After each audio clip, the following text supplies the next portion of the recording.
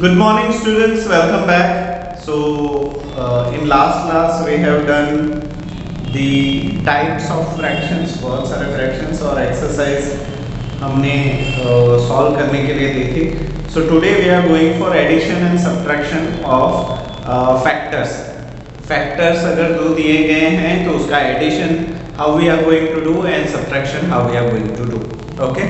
So उसका बहुत ही basic दो रूल्स है. That two rules you have to remember. Rule number 1, remember rule number 1 ये कहता है कि if you do have a fractions, if you do have a like fractions, like fraction का मतलब है जिनके डिनोमिनेटर सेम हो. फॉर एग्जांपल 8/15, 7/15 दोनों के अंदर डिनोमिनेटर सेम है.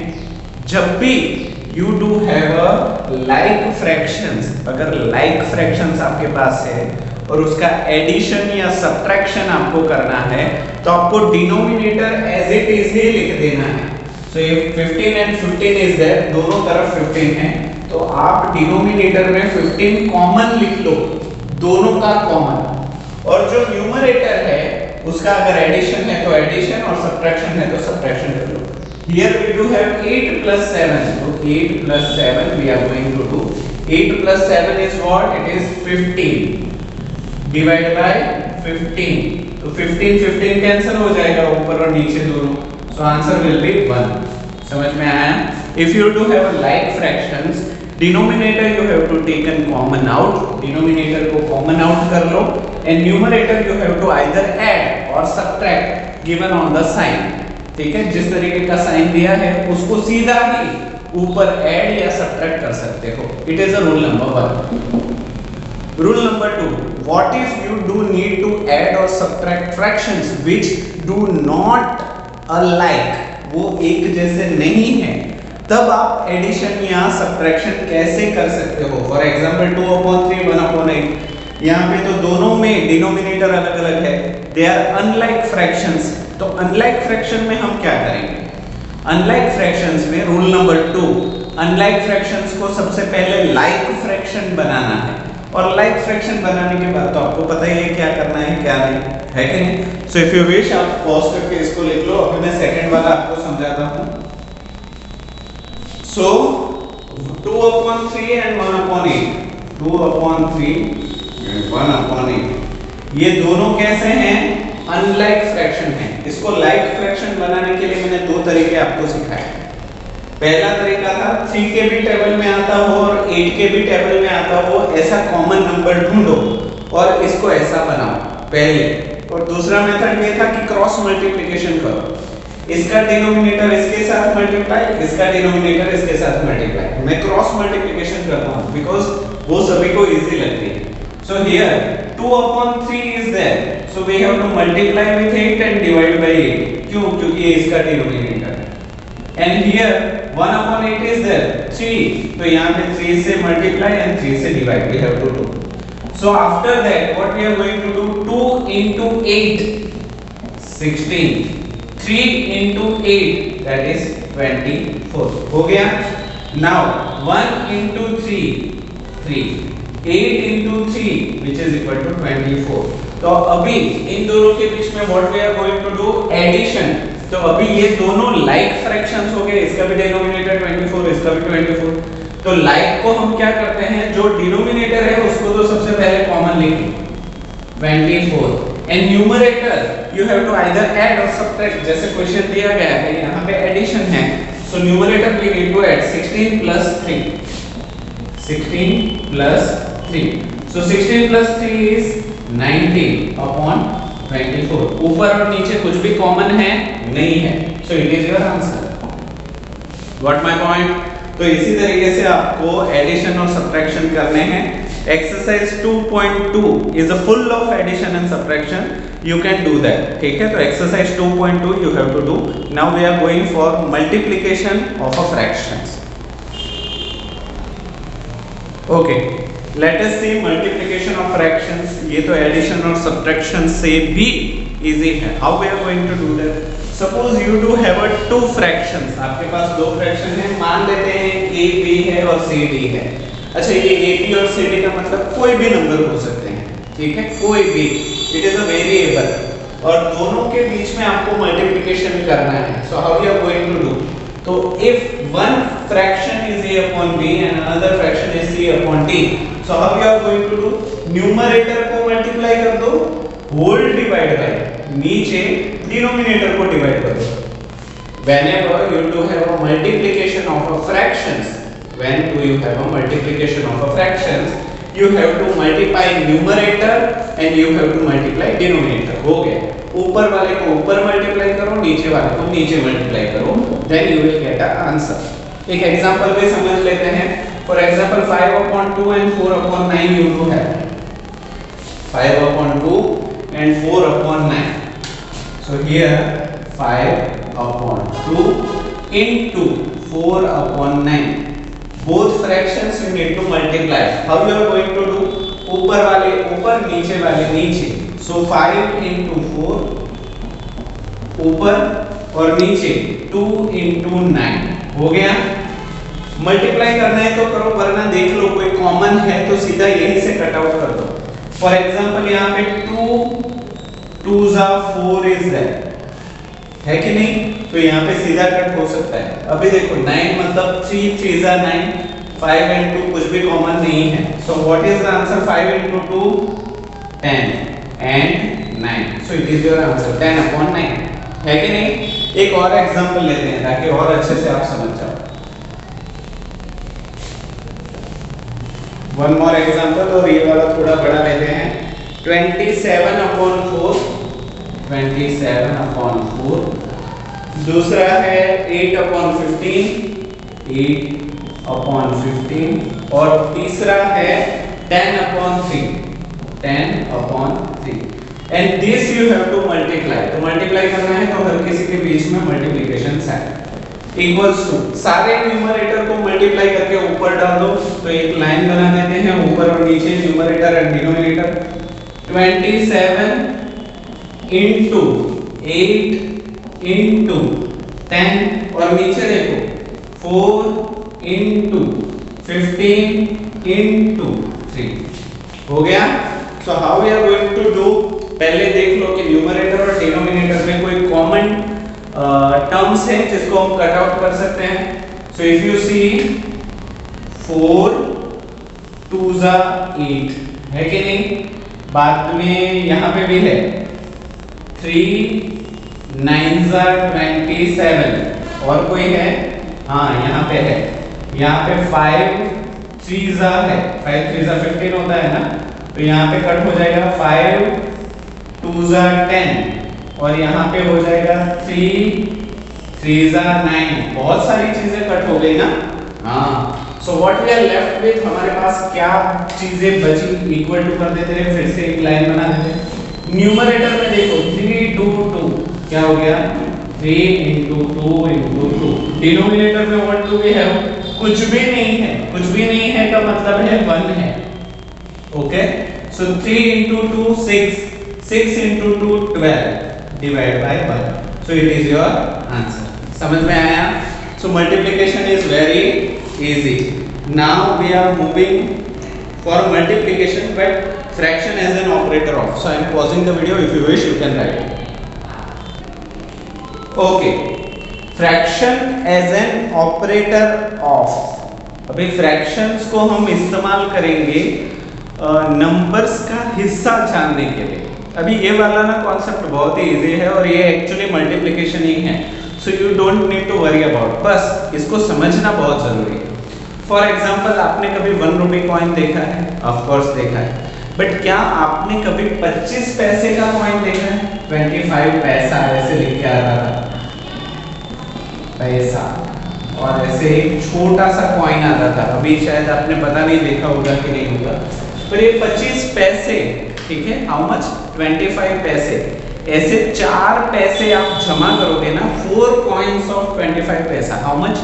4 coins of 25 पैसा. तो 25 25 25 25 टोटल 100 पैसा. जब 100 पैसा जमा होता है तो उसको हम 1 रुपये बोलते हैं. क्या बोलते हैं? 1 रुपये. तो 25 पैसे के 4 सिक्के अगर जमा हो तो आपके पास 1 रुपया है, ऐसा बोला जाता है. हाँ या ना? सो हम क्या बोलेंगे? 25 पैसा इज फोर्थ पार्ट ऑफ 1 रुपी। 25 पैसा 1 रुपए का चौथा भाग है। सो हम क्या लिखेंगे, 1/4 ऑफ रुपी। क्या लिखेंगे, 1/4 ऑफ रुपी। 1 रुपए का चौथा ही हिस्सा हम क्या बोलेंगे, 25 पैसा। समझ में आया, हाँ या ना? ठीक है। तो इसी तरीके से 5 रुपए का सिक्का भी आपने देखा है।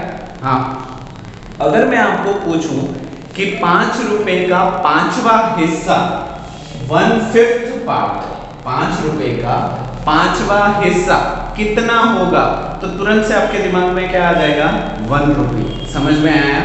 तो ये कुछ भी नहीं है, it is 1/4 is a fraction. यहाँ पे 1/5 is a fraction of a number, तो ऑफ जो है वहां पे नंबर आ जाएगा। समझ में आया? ठीक है, चलो एक एग्जांपल के साथ समझते हैं।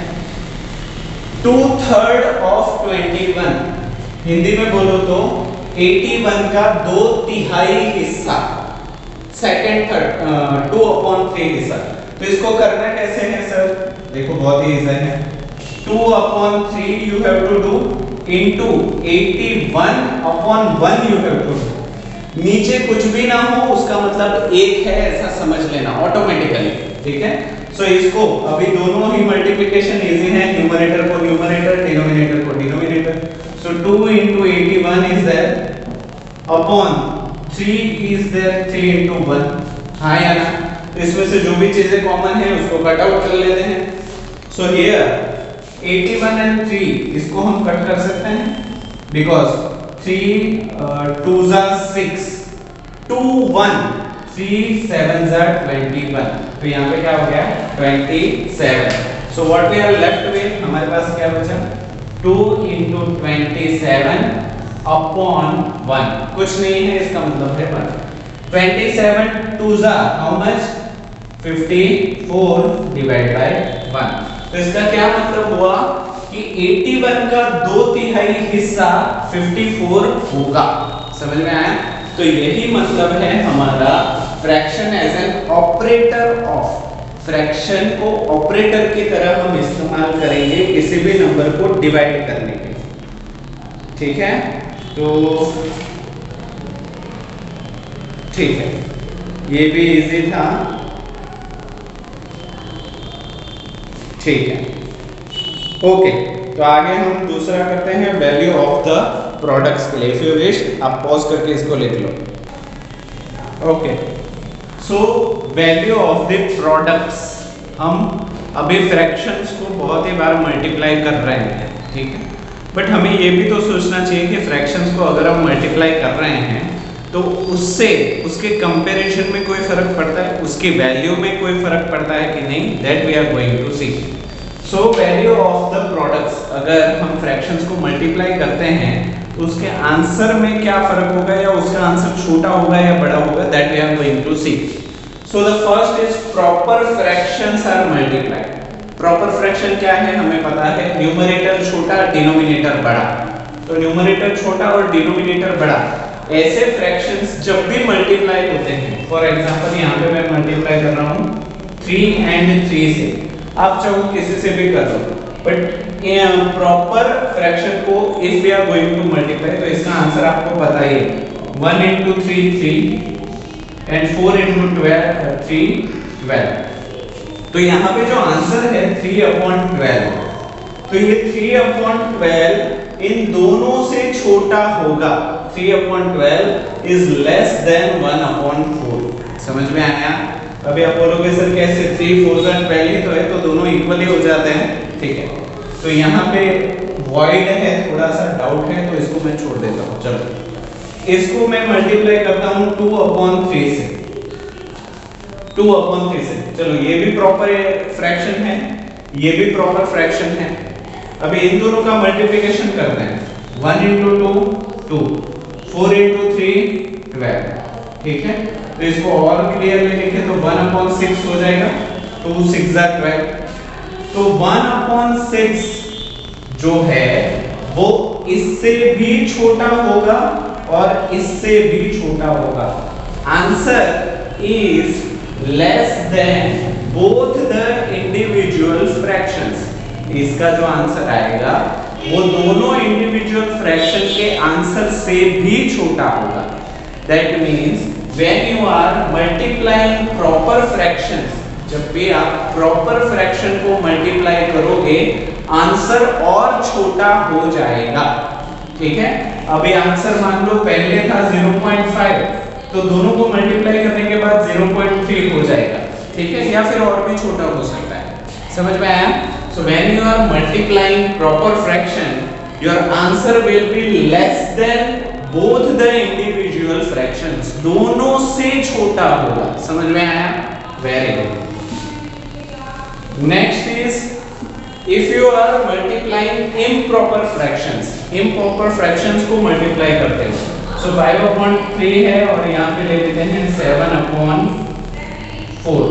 तो ये भी इम्प्रॉपर है क्योंकि न्यूमरेटर बड़ा डिनोमिनेटर छोटा, यहाँ पे भी न्यूमरेटर बड़ा डिनोमिनेटर छोटा। तो if you are multiplying such improper fractions, 5 into 7 is how much? 35. 3 into 4 is how much? 12. दोनों में कुछ कॉमन है? नहीं, कुछ भी कॉमन नहीं है। सो 35/12 ये जो आंसर आपका आ रहा है वो इससे भी बड़ा होगा और इससे भी बड़ा होगा। समझ में आया? तो यहाँ पे 35/12 is greater than 5/3 also and 7/4 also. उसका मतलब क्या हुआ? जब भी आप इम्प्रॉपर फ्रैक्शंस को मल्टीप्लाई करोगे your answer will be greater than each of the fractions. इससे आंसर क्या हो जाएगा? बड़ा हो जाएगा। यहाँ पे अगर आपका 1.8 होगा और यहाँ पे 1.9 होगा तो आंसर आपका 2.4 के आसपास हो जाएगा, दोनों से बड़ा। समझ में आया? So multiplying proper fraction will reduce the answer, multiplying improper fractions will increase the answer. एक आंसर को छोटा कर देता है, एक आंसर को बड़ा कर देता है। अभी दोनों साथ में मल्टीप्लाई हो तो क्या होगा? प्रॉपर फ्रैक्शन और इम्प्रॉपर फ्रैक्शंस दोनों को ही आप उलझा देते हो एक के साथ ही। फॉर एग्जांपल 2/3, यहाँ पे देखो न्यूमरेटर छोटा डिनोमिनेटर बड़ा, सो इट इज अ प्रॉपर। यहाँ पे 7/5 न्यूमरेटर बड़ा डिनोमिनेटर छोटा, तो ये इम्प्रॉपर है। तो ये एक प्रॉपर और एक प्रॉपर दोनों को ही एक दूसरे के साथ अगर भिड़ा दो तो क्या होगा? तो इसका आंसर आपको पता है, 2 into 7 is 14, 5 into 3 is 15। तो यहाँ पे ध्यान से देखो होगा क्या? LTIGTP less than improper. ये वाला जो आंसर है वो इम्प्रॉपर से छोटा और प्रॉपर से बड़ा होगा। समझ में आया? ये वाला जो आंसर है वो इम्प्रॉपर से छोटा और प्रॉपर से बड़ा होगा। समझ में आया? इम्प्रॉपर से छोटा, प्रॉपर से बड़ा। ठीक है, तो ये तीन condition the value of the products की, जो आपको जनरली याद रखनी चाहिए क्योंकि आगे कुछ ऐसे प्रॉब्लम्स होंगे जो डायरेक्टली आपको पूछेंगे कि बताओ भैया इसका आंसर किससे बड़ा किससे छोटा होगा। तब कैलकुलेट करने जाएंगे तो टाइम लग जाएगा और मार्क इसके होंगे 1 मार्क। ठीक है, तो ये तीनों कंडीशन आपको याद रखना जरूरी है। आप चाहो तो ऐसा शॉर्टकट बना दो, LTIGTP, LTIGTP सिर्फ इसके लिए, ये वाला तो आपको याद हो सकता है। ठीक है, so I am pausing the video for next concept. Okay, word problems, शाब्दिक तकलीफें। ठीक है, वर्ड प्रॉब्लम्स हम करने जा रहे हैं। It is very easy, just you have to visualise a thing. ठीक है, आपको बस दिमाग में सोचना पड़ेगा कि ये कैसे है। For example, example number 13, Vishakha reads a book for 1 into 4/5 hours every day। Vishakha करके एक लड़की है जो दिन में 1 into 4/5 hours इतने घंटे बुक पढ़ती है। ठीक है, इतने घंटे पढ़ते, ना इससे ज्यादा ना इससे कम। She reads the entire book in 10 days। अगर इतनी ही स्पीड से वो बुक को पढ़ती हैं तो उसको बुक को कंप्लीट करने में, पूरा पढ़ने में 10 दिन लगते हैं। How many hours she take? तो उसको पूरी किताब पढ़ने के लिए कितना वक्त लगा। ठीक है, तो सबसे पहले तो हमने इसको ना, it is a mixed fractions, so we have to convert it into a fraction. और फ्रैक्शन में कन्वर्ट होने के बाद it is a hours per day, एक दिन का वक्त है, हमें 10 दिन का वक्त निकालना है, so we have to multiply, simple ये तो है। So now Vishakha